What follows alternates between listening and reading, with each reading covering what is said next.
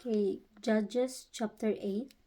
And the man of Ephraim said unto him, Why hast thou served us thus, that thou callest us not, when thou wentest to fight with the Midianites? And they did chide with him sharply. And he said unto them, What have I done now in comparison of you? Is not the gleaning of the grapes of Ephraim better than the vintage of Abiezer? God had delivered into your hands the princes of Midian, Oreb, and Zeb, and what was I able to do in comparison of you? Then their anger was abated toward him. Then he had said that, and Gideon came to Jordan and passed over he, and the 300 men that were with him, faint yet pursuing them. And he said unto the men of the Sukkot, Give, I pray you, loaves of bread unto the people that follow me, for they be faint, and I am pursuing after Zebah and Zalmunna, kings of Midian. And the princess of Sukkot said, Are the hands of Zebah and Zalmunna now in thine hand, that we would give bread unto thine army? And Gideon said, Therefore, when the Lord hath delivered Zebah and Zalmunna into mine hand, then I will tear your flesh with the thorns of the wilderness and with briars.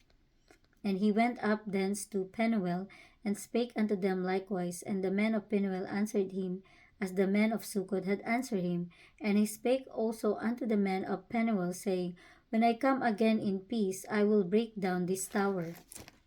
Now Zebah and Zalmunna were in Karkor, and their host with them, about 15,000 men, all that were left of all the hosts of the children of the east. For there fell 120,000 men that drew sword. And Gideon went up by the way of them that dwelt in tents on the east of Nobah and Jogbeha, and smote the host, for the host was secure. And when Zebah and Zalmunna fled, he pursued after them, and took the two kings of Midian, Zebah and Zalmunna, and discomfited all the host. And Gideon the son of Joash returned from the battle before the sun was up. Oh, son of Joash. And caught a young man of the men of Sukkot, and inquired of him, and he described unto him the princes of Sukkot, and the elders thereof, even 70 men. And he came unto the men of Sukkot, and said, Behold, Zebah and Zalmunna, with whom ye did upbraid me, saying, Are the hands of Zebah and Zalmunna now in thine hands, that we should give bread unto thy men that are weary? And he took the elders of the city, and thorns of the wilderness, and briars, and with them he taught the men of Sukkot.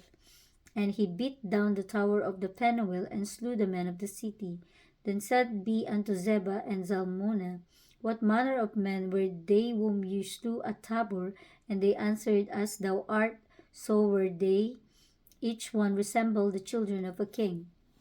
And he said, They were my brethren, even the sons of my mother. As the Lord liveth, if ye had saved them alive, I would not slay you. And he said unto Jeter his firstborn, Up and slay them. But the youth drew not his sword, for he feared because he was yet a youth. Then Zebah and Zalmunna said, Rise thou and fall upon us, for as the man is, so is his strength. And Gideon arose and slew Zebah and Zalmunna, and took away the ornaments that were on their camels' neck. Then the men of Israel said unto Gideon, Rule thou over us, both thou and thy son's son also, for thou hast delivered us from the hand of Midian. And Gideon said unto them, I will not rule over you, neither shall my son rule over you. The Lord shall rule over you. And Gideon said unto them, I would desire a request of you, that ye would give me every man the earrings of his prey, for they had golden earring, because they were Ishmaelites. Ishmaelites.